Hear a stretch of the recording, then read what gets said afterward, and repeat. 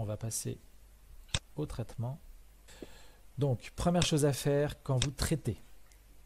Alors ça, c'est une routine que vous pouvez faire à chaque fois pour le traitement.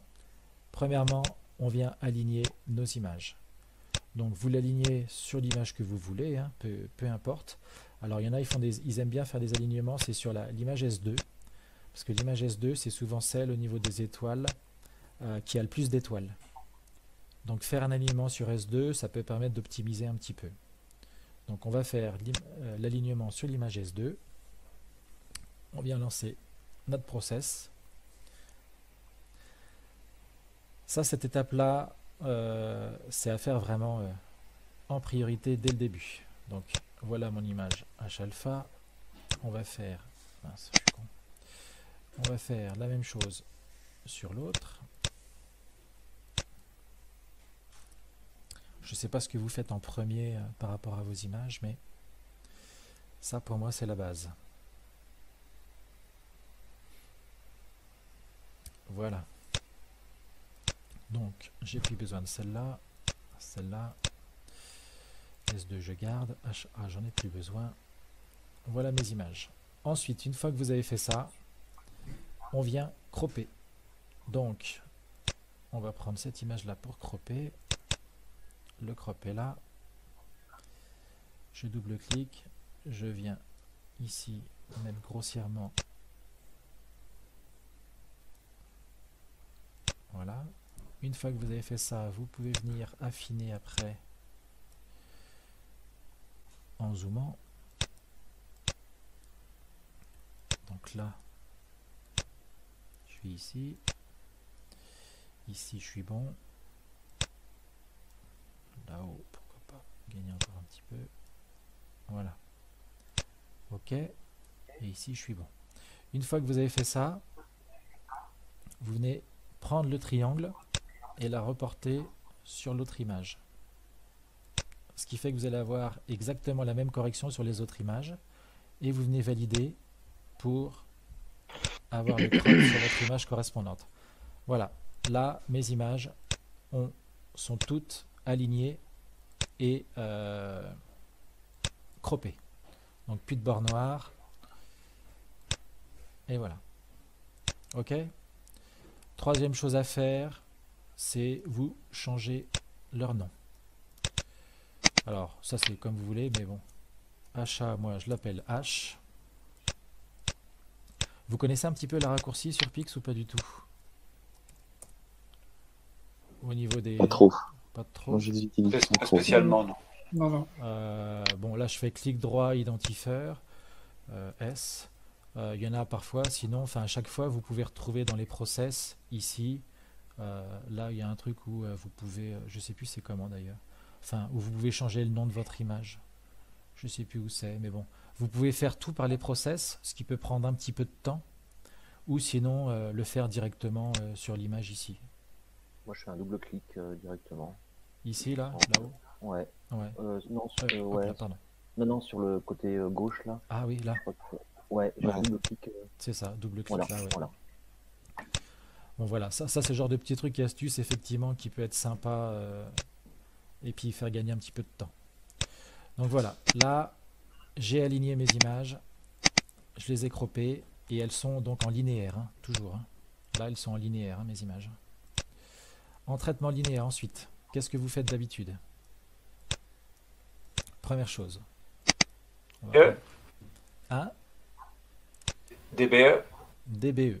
Donc DBE ou ABE. Alors, quand vous le faites, méfiez-vous un petit peu, par exemple là ici, des nébuleuses qui sont très étendues, parce que pour choper du fond de ciel, ça va être compliqué. Donc c'est vrai que DBE, ça va donner des valeurs qui sont plutôt pas mal. Et là, à ce moment-là, si vous le faites, il faut essayer de choper que le fond de ciel. Alors ici, il n'y en a pas beaucoup. Hein. On va essayer de choper que du fond de ciel et éviter de choper la nébuleuse. Quand vous le faites, il faut éviter aussi de le faire sur une étoile. Hein. Si vous avez mis une étoile ici, elle va apparaître là. Ça, c'est pas bon du tout. Hein. Il faut le supprimer. Donc, par exemple, là, allez, hop, je vais le déplacer. Voilà. et on vient l'appliquer à l'image. Alors on regarde ce que ça donne. Voilà.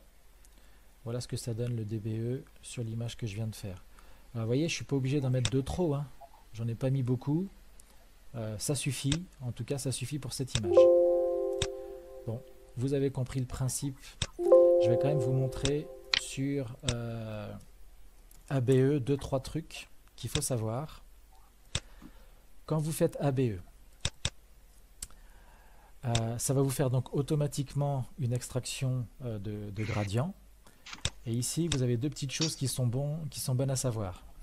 Si vous avez raté vos flats lors de votre session et que du coup, vous faites une calibration sans flat, à ce moment-là, ici, vous pouvez appuyer sur division et en fonction degré 2.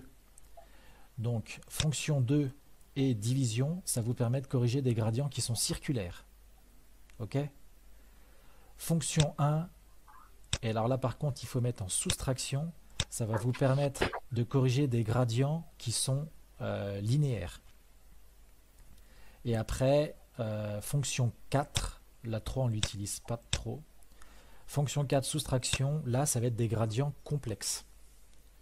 Donc si vous avez des gradients complexes qui partent un peu n'importe comment, vous faites 4 soustractions. Si vous n'avez pas fait de flat ou que vous avez du coup un gradient circulaire, vous faites fonction 2 mais en division. Et si vous avez un gradient par exemple à cause de la Lune, vous avez fait une seule session où la Lune par exemple était à la gauche de l'image, vous allez avoir donc un gradient qui va être important à gauche puis qui va diminuer au fur et à mesure de votre image sur la droite. Alors attention, hein, il y a le retournement méridien. Hein. Donc un coup il va être d'un côté, un coup il risque d'être de l'autre. Hein. Bref.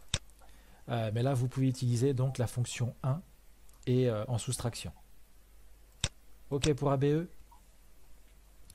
Une fois que vous avez fait ABE, DBE, qu'est-ce que vous venez faire? Ton DBE, tu le fais qu'en division. Parce que j'avais vu sur un tuto qu'il fallait d'abord le faire en division et ensuite en soustraction. Mon DBE ou mon ABE? ABE, tu veux dire? Non, ton DBE. Ah, mon DBE. Ton DBE. En fait, quand tu descends tout en bas... Tout en bas, oui, dans le correction, là. Voilà, là, tu as deux modes, enfin trois, ouais. Mais... Ah, en fait, non, moi je le fais que dans... moi je le fais que dans un seul sens. Tout dépend en fait de ce que je fais au niveau de mon image. Moi, non, je le fais qu'en soustraction, en général. Qu'en soustraction, d'accord, ouais. Ok. Oui, effectivement, on peut le faire en division. En fait, quand vous le faites, je vais prendre ma S. On va regarder sur la S. Toc. Je vais cocher un petit peu sur la S. On va regarder du fond de ciel. Mince. Il est sur l'autre. Voilà. Donc, je vais mettre quelques cases. En fait, il va falloir regarder derrière votre carte. Ça pourra vous donner des indications. Bon, je vais mettre que ça, par exemple. Je vais remettre là-haut. Voilà. Alors là, vous voyez, j'ai marqué discard. Ce que je vais faire, c'est que je vais rien demander. Je vais juste lui demander à ce moment-là qu'il m'affiche la carte de réjection. Voilà ce qu'il va me faire comme gradient. Ça, c'est si je le fais. Donc là, on voit qu'est-ce qui va se passer. Je vais avoir un gradient qui va être quand même... On voit bien que là, c'est plus clair sur la gauche, plus foncé sur la droite. Donc là, je ne vais pas le faire en soustraction. Là, dans ces cas-là, je vais le faire en soustraction. Je ne vais pas le faire en division. Dans ces cas-là. D'accord? Si j'avais eu noir au centre, puis plus clair, puis encore plus clair, etc. Là, je l'aurais fait en division. Ok? Ok, je comprends. Donc ça va dépendre.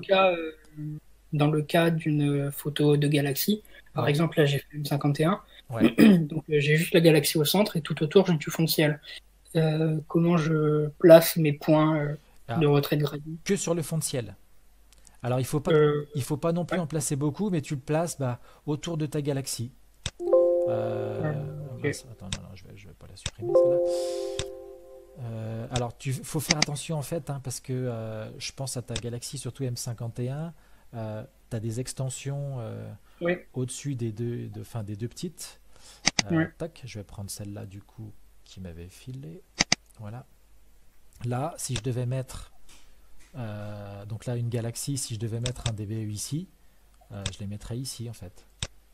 D'accord. là sur mon fond de ciel, et je vais faire attention ici de pas choper en fait l'éventuel signal que j'ai là. Toc, toc. Ça c'est une image qu'on m'a filée. Voilà. Là par exemple, voilà, je ferai ce genre de point là, ici Ok. tout autour. Voilà, c'est tout. Dans le fond de Donc, ciel. tu fais jamais de génération automatique. Alors tu peux faire une génération automatique. À ce moment-là, ici, bah, moi je diminuerai, hein. Euh, Ouais, je diminuerai. Hop.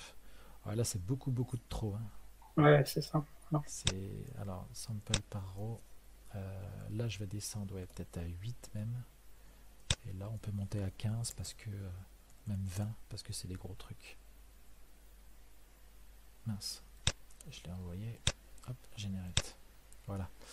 Voilà là le genre de truc que je ferai. Ici je supprimerai tout mhm, ce qui touche à la galaxie. Soit je les supprime, soit je les déplace. Ça, tu vois, ça, tout ça c'est trop près, il faut le déplacer. d'accord. Ça c'est dessus, il faut le déplacer. Ça c'est proche, voilà, je déplace aussi. Et en fait, le problème quand on fait ça, c'est que on n'est pas à l'abri que un des petits carrés soit généré sur une étoile. Mhm, Et à ce moment-là, ça c'est pas forcément bon. Donc c'est pour ça que moi je préfère le faire en manuel, le mettre moi-même, tu vois. Si ici par exemple, j'exagère, mais celui-là il était là, ça c'est pas bon ouais, du tout. ok, Celle-là, soit faut la déplacer, soit faut la supprimer. d'accord. Pour la Est-ce supprimer, que sur ce... on vient Excuse, vas-y, vas-y. cocher et appuyer sur la croix. Voilà. Et donc là, sinon, pour aller un petit peu plus vite, si vous faites une génération automatique, vous appuyez sur votre carré, ici vous avancez et vous voyez au niveau de votre image, ici ça va aller à chaque fois vers le bas, du haut vers le bas comme ça. Donc vous avancez comme ça, toc, toc, et vous regardez. Ah, vous voyez là ici par exemple, ici Mhm. celle-là elle est pas bonne. J'ai une étoile qui vient dessus, faut que je la déplace. Toc. Voilà, et là on continue. Sur une photo comme ça où il y a relativement peu d'étoiles, Ouais. est-ce que c'est intéressant de beaucoup grossir justement le ouais, la taille Ah, des carrés? c'est intéressant, oui, ça reste intéressant de la grossir un peu quand même. Beaucoup non, mais un petit peu, ouais. Ouais, ouais, parce que en fait, il va prendre le. Quand il fait son carré, il va regarder la moyenne du fond de ciel sur ce carré. Donc c'est plutôt pas mal de prendre une moyenne du fond de ciel. Plus tu vas avoir beaucoup d'étoiles, plus il va falloir baisser ici le carré que tu vas avoir, parce que sinon tu risques de choper une étoile justement. Oui. Donc moi, enfin, plus tu vas avoir, moins tu as d'étoiles, plus tu as intérêt ici à avoir un sample radius assez important. 20, 25, il n'y a pas de problème. Faut pas en mettre non plus 36, hein. Là j'en ai mis 8, je peux même en mettre 5, hein. Ouais, peut-être pas. Allez, 6. 6 là déjà, on va déjà être bien là, 6, hein. C'est déjà pas mal, hein. Voilà. Ça c'était pour le DBE et l'ABE. Alors ensuite, on va revenir sur le traitement. Donc en linéaire toujours, masque d'étoiles. Alors pour les grosses étoiles, je vous conseille de faire un masque d'étoiles sur votre image qui vous servira donc de luminance. En l'occurrence ici, ça va être la image H. Alors comment faire votre luminance? La luminance, en fait, il va falloir regarder un petit peu les caractéristiques de votre nébuleuse et de votre image. Si elle est à dominante H alpha pure, à ce moment-là, bah vous allez conserver que la H alpha. Si vous avez une nébuleuse où vous allez avoir un signal intéressant sur le O ou sur le S en plus, et ben à ce moment-là, il va falloir donc les additionner avec la H alpha. Alors là, par exemple, au niveau de Melotte, est-ce que à l'intérieur du S, ici, ça vaut le coup de l'intégrer ici? Ça va un petit peu être en fonction de votre ressenti, en fonction de la nébuleuse. Est-ce que ça vaut le coup donc de venir ajouter certaines images ou pas et de venir les combiner ensemble? Bon, pour le cœur, là, on va prendre que la H alpha en termes de luminance. D'accord? Donc celle-là, elle me servira de L. Donc je la clone, je travaillerai sur la L et on travaillera à part sur la O, la H et la S. Ok? Après, si j'avais voulu prendre un mélange de L et de O, rien ne m'empêche derrière, alors c'est d'autres scripts que j'ai, mais de venir prendre, par exemple avec un Pixelmatte, on peut dire, je viens prendre la moitié de L et puis la moitié de S. Et à ce moment-là, vous allez avoir un mix des deux. Voilà ce que ça va donner. Toc. Là, c'est un mélange de L et de S, par exemple. Sachant que ça, vous avez des scripts qui le font très bien, et notamment le script d'AIP, SHO AIP. Vous lancez le script, et au niveau de votre luminance, ici, vous mettez votre H par exemple, votre S, vous dites ce que vous voulez comme pourcentage de H, pourcentage de S, vous venez corriger, hop, vous venez cocher toutes les cases, et là vous pouvez créer votre luminance. Là, voilà. Alors ça, c'est moche. Forcément, j'ai mis 100%. Bref. Donc, à vous de voir un petit peu l'image qui va constituer votre L. Bon, là-dessus... C'est celle qui a ça le plus dépend. de signal, en fait, qu'il faut prendre. Celle où il y a le plus En fait, de là, signal. quand- Tu peux avoir du signal sur les trois, par exemple, aussi. là, en l'occurrence, on a quand même du signal sur les trois.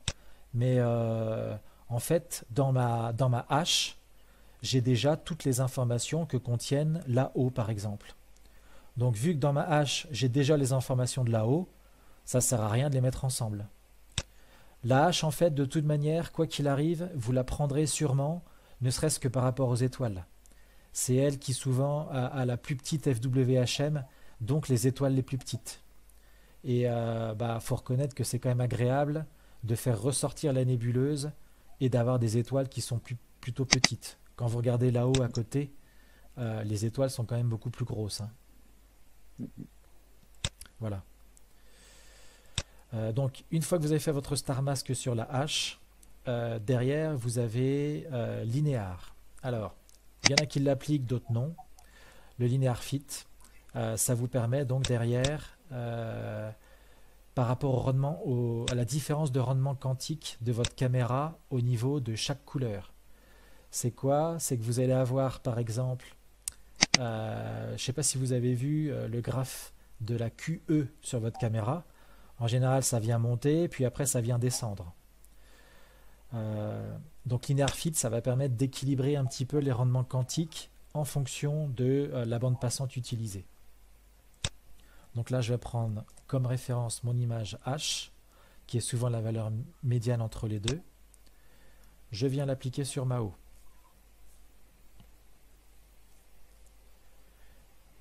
Et là, une fois que j'ai ça, je refais du coup une ESTF. Et voilà ce que ça me donne au niveau de mon image O. Mon image S, pareil.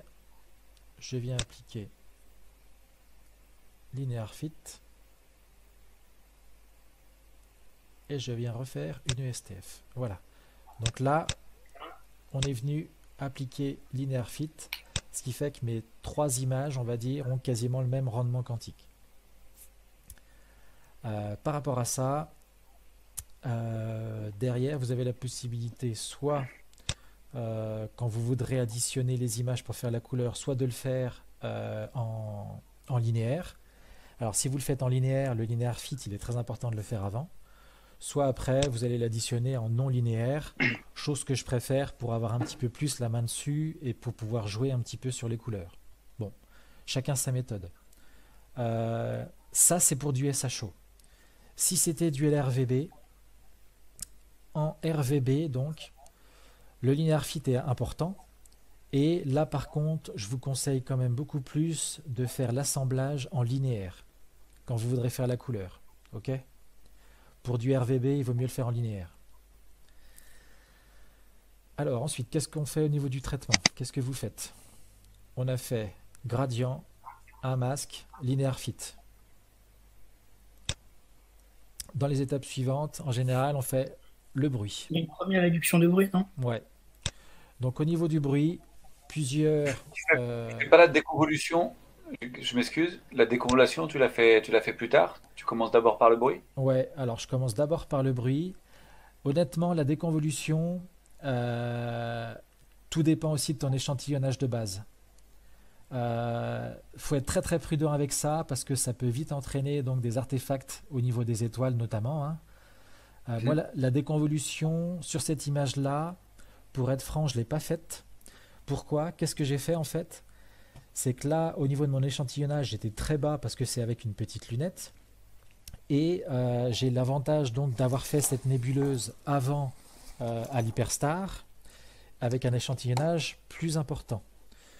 Ça me permettait en fait, là, d'un échantillonnage de 3, avec le drizzle, je suis passé à 1,5. Avec l'Hyperstar, j'ai mon échantillonnage à 1,5. Et donc, tac, je vais te montrer ce que j'ai fait. Voilà. Ça, c'est ce que j'avais fait à l'Hyperstar. Et donc, ce que j'ai fait, c'est que j'ai pas fait de déconvolution sur cette image. Et je suis venu intégrer cette image ici, dans l'image ici, pour pouvoir gagner en détail. D'accord? Ce qui fait que là, on voit bien que par exemple, au niveau ici de Melotte, 15, voilà les détails que j'avais initialement. Et hop, voilà les détails en fait que j'avais avec l'Hyperstar. On voit bien quand même la différence. Je sais pas si vous voyez. Ici, ouais. Donc du coup, et puis la FWHM qui est aussi plus fine ici que là, hein. Donc ce que j'ai fait en fait, c'est que je suis venu intégrer cette image ici à l'intérieur de celle-là. Ce qui me permettait d'éviter de faire une déconvolution et d'avoir des trucs bizarres. D'accord? Si vous voulez faire la déconvolution, sinon, moi je la fais pas tout de suite. On pourra regarder. Faut être très prudent par rapport à ça. Très très prudent. Je posais la question parce que moi, j'ai beaucoup de mal avec la déconvolution. Je sais que j'ai des personnes qui jurent que par ça pour améliorer les étoiles, etc. Et moi, à chaque fois, ça fout la grouille. Alors pour améliorer les étoiles, alors moi c'est pas spécialement pour améliorer les étoiles, hein. La déconvolution, c'est plus pour, enfin, moi je l'utilise plus pour améliorer un petit peu les détails sur la nébuleuse, hein. Détail. Ouais, les détails. Ouais. Sur les étoiles, ça fout souvent le bordel. Mais bon, on va le faire un petit peu pour voir. Donc là, non, moi en général, je viens faire d'abord une petite réduction de bruit. On peut faire effectivement la déconvolution avant parce que la déconvolution va en rajouter du bruit. Mais là, on va faire d'abord la réduction de bruit. Alors, plusieurs possibilités. Mathieu, je te coupe 2 secondes. Moi, je fais une déconvolution en faisant un Star Mask. C'est une connerie aussi, ça, du coup, ce que je fais? Ah non. C'est-à-dire que faut pas faire ça? Non. Enfin, ça dépend. Tu fais ton Star Mask, mais il faudra le mettre, de toute manière, ton Star Mask dans la déconvolution. Ici, là. Il faudra le mettre dans le local support. Mais Oui, tu appliques le Star Mask? Ouais. Ah, bah alors, toi, tu fais une déconvolution que sur les étoiles, quoi. Oui, c'est ça. C'est ça. Non. Non, ça, par contre, c'est pas bien. Ah merde. Non. Là, c'est pas bien. La déconvolution, si tu veux une déconvolution sur ton objet, mais que tu lui mets un masque d'étoile, ton objet, il sera pas du tout, déconvolutionné, on va dire. En fait, vous voyez ce que c'est une PSF? Oui, tout à fait. Quand il vient faire la PSF, il vient regarder donc comment sont les étoiles et la déformation des étoiles. Et en fonction de cette déformation des étoiles, si par exemple j'avais une étoile oblongue, on va dire vers le haut comme ça, et ça va lui permettre donc de, on va dire, arrondir un petit peu l'étoile. Et puis du coup, il va aussi transférer ces informations au niveau de l'image pour diminuer la hauteur de l'image, on va dire, par rapport aux différentes étoiles qu'on avait sélectionnées qui ont permis de faire la PSF. Donc non, il faut l'appliquer derrière sur l'objet aussi, normalement, hein. Est-ce que ça peut être parce que moi en fait le gros problème que j'ai, comme tu l'as mentionné, c'est que même si je mets le Star Mask à l'intérieur à l'intérieur comme tu l'as montré, ouais, voilà, ici. ça a quand même une fâcheuse tendance à me mettre une bonne grouille sur à me planter mes étoiles. Ouais. Est-ce que je pourrais faire ma PSF, après la PSF, faire un starless pour que je n'ai plus l'étoile sur mon image, appliquer la déconvolution et refoutre mes étoiles après? Tu peux. Bonne idée. Tu peux. Ouais. C'est une bonne idée. Le seul problème là-dedans pour moi, c'est que on est en linéaire et que je vois pas. Enfin, tu peux faire une starless en linéaire, hein. Je sais pas si tu sais, si vous avez le script il y a un script ici. Hop, Utilities. Alors, il faut le charger sinon. Et vous avez ici Linear StarNet. Je ne sais pas si vous connaissez ce petit script-là, parce qu'il faut le charger et l'installer. Il faut que tu fasses dans ces cas-là ton Starless en linéaire. Hein. Donc, il faut ce script-là. OK? Marche. Parce que la déconvolution, il faut principalement la faire en linéaire. Hein. En non linéaire, après, tu vas avoir des résultats qui ne seront pas bons. Je te dis ça par rapport au Starless, mais ce que tu viens de dire, c'est une bonne idée. Tu peux. Effectivement. Ok, je te remercie. À essayer. À essayer, ouais. Alors, je reviens sur mon bruit. Bon. Vous avez TGV Denoise. Alors, TGV Denoise, c'est redoutable. Par rapport à ça, donc, ça va vraiment dépendre à chacun des images. Alors là, par contre, je ne vais pas trop m'attarder dessus ici. Parce qu'il y a Aurélien qui avait fait un bon tuto sur AstroPixa justement là-dessus. Et 2, et alors là, je vous encourage vraiment aussi, c'est aller voir le tuto de Mathieu Guinaud qui avait fait donc un tuto sur la réduction de bruit, notamment bruit à haute fréquence, alors selon une autre méthode qui est la méthode de John Rista. Donc si vous voulez, je vous donnerai les liens après dans la vidéo pour aller voir ces réductions de bruit là qui sont très très bien. Sinon, je vais vous montrer moi une réduction de bruit, alors une classique, pour vous l'expliquer un petit peu et afin que vous puissiez adapter derrière vous votre réduction de bruit. Donc on vient cloner l'image en linéaire, on la délinéarise. Alors il y a un script qui s'appelle Delinear qui est très pratique pour ça, hein. On ne va pas se prendre le chou. On vient appliquer l'image sur la nôtre.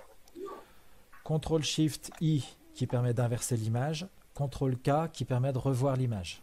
Ok? Je ne suis pas allé trop vite. Là en fait, bon.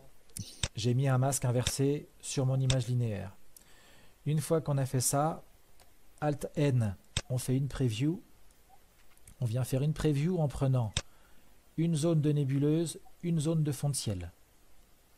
Et par rapport à ça, derrière, alors une réduction de bruit qui marche bien, c'est ce genre de réduction de bruit, multiscale, median, transform. Là-dedans, vous avez beaucoup de paramètres décrits. Je vais vous expliquer vite fait à quoi ça correspond. C'est que là, en fait, on est venu diviser cette image-là en 8 couches. Et qu'est-ce qui se passe? On s'aperçoit en général que les premières couches sont très bruitées et les dernières couches sont plutôt peu bruitées. Donc, on ne va pas appliquer le même coefficient de débruitage en fonction de la première et de la dernière couche. D'accord? Les couches, si vous voulez retirer les couches de votre image ici, je crois que c'est dans Image Analyse. Voilà, Extract Velvet Layer. Là, vous pouvez en fait extraire les différentes couches de votre image et voir le niveau de bruit sur chaque couche. Une fois que vous avez fait ça, que vous avez vu en fait, et ça c'est en règle générale, c'est ça, qu'il y a plus de bruit sur la première, un peu moins sur la deuxième, un peu moins sur la troisième, etc., etc. Vous venez appliquer les coefficients ici qui vont permettre en fait T, c'est la réduction de bruit là, donc qui va être à 5 sur la première, 4, 3, 2, 1, 0, 5, 0, 3, 0, 1. Et ici vous avez le montant. Donc ça c'est le montant que vous allez appliquer sur chaque image, 0,5. Après l'adaptative, on n'y touche pas. Et vous l'appliquez sur votre preview, vous regardez un petit peu ce que ça va donner. Donc en fonction de ça, ça va vous dire si la réduction de bruit est trop importante ou pas. Voilà, donc voilà ce que ça donne chez moi. Alors sur une preview, pour voir avant-après, vous faites CTRL-SHIFT-A. Avant-après. Alors évidemment, vous n'allez pas avoir grand-chose ici. CTRL-SHIFT-Z, pardon, excusez-moi, j'ai dit A. CTRL-SHIFT-Z. Je ne sais pas si vous voyez la différence sur votre écran. Je ne suis pas sûr que vous voyez parce que c'est vraiment infime. Mais je peux vous dire qu'il y a une différence. Vous essaierez sur l'image que je vous ai filée. Au niveau des paramètres, comment on fait pour les changer? Je pense que vous avez pigé. Vous venez cliquer sur la première couche et vous venez ici augmenter ou diminuer les valeurs. Donc là, on avait une valeur de 5. Voilà, ça va mettre 5 ici. Après, vous allez sur la couche 2 et même chose ici, vous augmentez ou vous diminuez les valeurs. Donc ça, c'est des valeurs qui fonctionnent assez bien. Une fois que ça fonctionne assez bien, vous l'appliquez sur l'image globale. Alors je ne vais pas le faire parce que je vais vous montrer autre chose. Un petit truc magique, comme je dis, qui peut servir. Donc, on garde notre image clonée, délinéarisée et qu'on a appliquée en inverse sur l'image. Et une autre méthode pour faire une réduction de bruit qui fonctionne plutôt bien, c'est un pixel mat, ici, qui s'appelle réduction de bruit, avec une petite formule magique. Et cette formule magique, bah, vous avez juste à l'appliquer après à votre image, et ça va faire le boulot tout seul. Donc elle est plus ou moins importante, à voir si c'est trop important ou pas pour vous. Rien ne vous empêche, si la réduction de bruit est trop importante, à ce moment-là, de, pareil, moyenner votre image. C'est-à-dire que ça, c'est mon image donc avec la réduction de bruit. Je reviens en arrière, c'est mon image sans réduction de bruit. Ne pas oublier qu'on est sur du linéaire, hein, d'où la différence là que vous avez vue entre là et là. Si je fais ça, j'ai juste appuyé sur la STF pour retrouver mon image en fait. Voilà. Avec la réduction de bruit. Hein. Donc voilà. Là, j'ai mon image. Hop. Avec réduction de bruit, sans réduction de bruit. Si la réduction de bruit est trop importante pour vous, avec le pixel mat, la formule qu'il y a ici, que je vous donnerai aussi, il n'y a pas de souci. Rien ne vous empêche derrière de moyenner vos deux images. Donc vous savez comment on fait pour moyenner. Hein. Vous venez mettre une valeur de 0,5, donc c'est HDBE ici, hop, qui est mon image ici. Ah, j'avais surnommé H, donc j'ai dû revenir trop loin en arrière. Voilà. Vous faites H multiplié par 0,5 par exemple, plus, donc l'autre c'est O clone 1 je crois. Ouais. Fois 0,5. Voilà. Là, j'aurai la moitié de cette valeur de H et la moitié du clone que vous appliquez pour avoir votre image moyennée. Toc. Par exemple, si la valeur est trop importante pour vous. Donc, ça, ce sera à vous de voir après le niveau de bruit que vous voulez en moins. Ok? Il y en a qui aiment bien que ce soit très débruité et d'autres qui aiment bien garder un petit peu de bruit. Alors en général, on conseille quand même de garder un petit peu de bruit parce que c'est ce qui permet d'avoir les détails. Hein. D'accord? Donc cette réduction de bruit, elle est à faire sur toutes les couches. Sur la couche haut, donc je vais le refaire. Je duplique. Je délinéarise. Une fois que j'ai délinéarisé, j'applique le masque. Je viens l'inverser. Je recontrôle mon image. Et éventuellement, j'applique ce script-là pour faire la réduction de bruit. Voilà. Ça, c'est après réduction de bruit, avant réduction de bruit. Je ne sais pas si vous voyez à l'écran. Ouais, là, on voit bien. Voilà. Et après, vous pouvez supprimer votre image ici. Je vais le faire sur la S parce qu'on en aura besoin vite fait. Alors, je fais ça vite fait parce que... mais normalement, on va dire, faut prendre un petit peu plus d'attention pour vérifier les paramètres. Hop, CTRL-I, CTRL-K, la réduction de bruit, je viens la faire avec celle-là parce que donc c'est bien rapide, voilà, et c'est bon.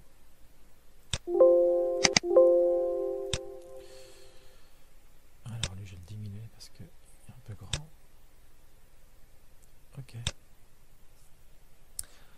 Je ne l'ai pas fait sur l'aile mais du coup je vais me servir celle-là comme elle. Voilà. On a fait la réduction de bruit. Bon, la déconvolution. Maintenant, on va regarder un petit peu. Le H-clone, on va le virer aussi. Déconvolution. Alors, on prend notre L. Et là, vous avez un script qui permet de mesurer la PSF. Voilà. On va le lancer. On laisse l'ordinateur bosser. Et donc là, lui, il va regarder au niveau de mon image L, il va mesurer la PSF au niveau de mes étoiles.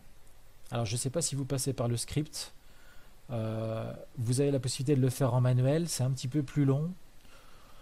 Est-ce que c'est mieux? Je ne sais pas. J'ai pas trouvé de grosse différence entre le script et la PSF normale quand je le faisais. Voilà. Donc là, j'ai appuyé sur Create pour créer ma PSF. Et voilà, c'est tout bon. Je peux fermer le script. Il est venu me créer ma PSF ici. Voilà. Donc j'ai ma PSF. J'ai mon Star Mask ici. Une fois que j'ai ces deux-là, je viens ouvrir la déconvolution. Il faut que je fasse aussi au préalable. Je duplique l'image et je la délinéarise. Donc pareil, délinéare. Hop, voilà. Et je viens l'appliquer, mais je viens l'appliquer en fait là sans l'inverser. Ok? Ce qui fait que là, au niveau de ma déconvolution, je vais agir donc un peu plus sur les zones brillantes, un peu moins sur les zones sombres, mais et quasiment pas sur le fond de ciel, du fait que c'est noir. Je fais CTRL-K pour voir ce que je vais faire au niveau de mon image. Je vais aller par exemple sur Melotte parce que c'est là qu'il y a des détails sympas. Je vais aller aussi une autre preview sur ici, la nébuleuse sombre. On peut aller sur le poisson éventuellement. Enfin bref, peu importe. Hop là, voilà. Une fois que vous avez fait ça, votre PSF est rentré ici. Votre Star Mask, vous l'avez rentré ici. Vous venez sur une preview et vous venez appliquer les paramètres et vous regardez ce que ça donne. Donc là, j'ai mis 15 itérations. Voilà ce que ça donne, 15 itérations au niveau de mon image.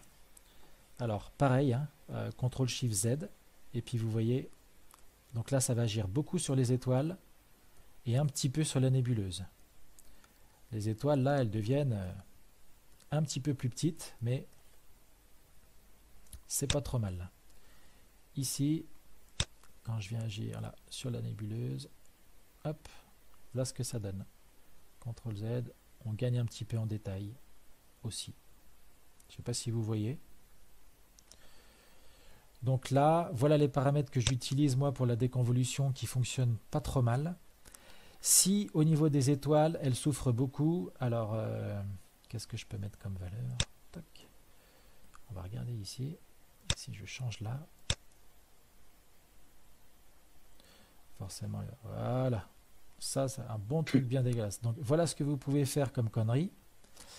Donc là, trop de global dark. Et s'il n'y en a pas assez, normalement les étoiles vont devenir avec des beaux cernes noirs autour. Voilà. Ça, quand vous n'avez pas assez de global dark, ça c'est le piège. Quand vous regardez une image, alors ça c'est un point qui va être important quand même. Qu'est-ce qui fait la qualité d'une image? Ça va justement être la qualité d'intégration des étoiles au sein de l'image. Moi je trouve, hein, quand vous regardez une image qui va être belle, vous allez regarder dans les coins si les acquisitions sont bonnes avec donc au niveau du matériel, s'il n'y a pas de tilt, s'il n'y a pas de coma, donc si le back focus a été respecté, ce genre de choses. Et derrière, au niveau du traitement, qu'est-ce que vous allez regarder? C'est si au niveau des étoiles, vous n'avez pas justement un gros halo noir autour, les yeux de Merlan qu'on appelle, autour de votre étoile. Si vous avez ça, c'est que vous avez raté quelque chose au niveau de la déconvolution. C'est pour ça qu'il faut être très très prudent avec la déconvolution. Là, donc, il faut augmenter petit à petit Global Dark pour voir quelle valeur va aller pour pouvoir, donc là, vous voyez, c'est beaucoup de trop. Donc moi, une valeur de 0,1 était plutôt pas mal et me permettait d'avoir des étoiles donc, qui sont meilleures et qui restent donc acceptables. Voilà, ça vous donne avant, après. Donc, il faut vraiment faire attention à cette valeur ici, à l'augmenter de manière toute douce pour voir quelle valeur va arriver, va convenir à votre setup. Une valeur là de 0,15 et même presque déjà mieux. Ouais. Là, je mettrais 0,15 par exemple. 0,015. Et après, donc, faut pas oublier, on vient l'appliquer à toute l'image. Ok? C'est bon pour la déconvolution? C'est bon. Alors, je ne l'applique pas. À vous de voir si vous faites ou pas. Pour le masque, je le retire. Et donc, on ne l'applique pas qu'aux étoiles. Donc, petite pause vite fait. Voilà pour la partie linéaire. Moi, je vais pas faire grand-chose en plus. Non, par contre, en termes donc de débruitage, juste, tu parlais de la méthode John Rista ou de. Ouais, Donc, grosso modo, toi, ouais. t'as tendance à faire quoi? D'abord, en non linéaire, tu fais du. Alors, sur mon image OH, en fait, ça dépend. Sur mon image qui me servira de luminance, celle-là, je m'applique beaucoup au niveau du débruitage. J'ai tendance à faire TGV denoise. Je fais selon la méthode de John Rista, je fais le débruitage haute fréquence, s'il y a besoin. Et en général, c'est tout. Parce que au niveau de mes images, je trouve que derrière le fond de ciel, sinon il sera vraiment trop lisse. Là, il est déjà un petit peu lisse. Bon, sauf que du fait que je vais augmenter après la dynamique en non linéaire, il va avoir tendance à avoir du bruit, si tu veux. Faut bien comprendre que chaque process que vous allez faire sur une image va derrière augmenter le bruit. Donc si vous voulez pas trop augmenter le bruit, faut essayer en fait de faire le plus petit nombre de process possible. C'est une dégradation de l'image à partir du moment où on fait un process dessus. C'est ça le problème. C'est qu'on essaie de mettre en valeur, mais quelque part en fait on vient un petit peu déstructurer l'image. Donc il faut faire attention à ça. Oui, merci. Donc je fais TGV, MMT, et je regarde s'il faut le faire encore une dernière fois après en non linéaire ou pas.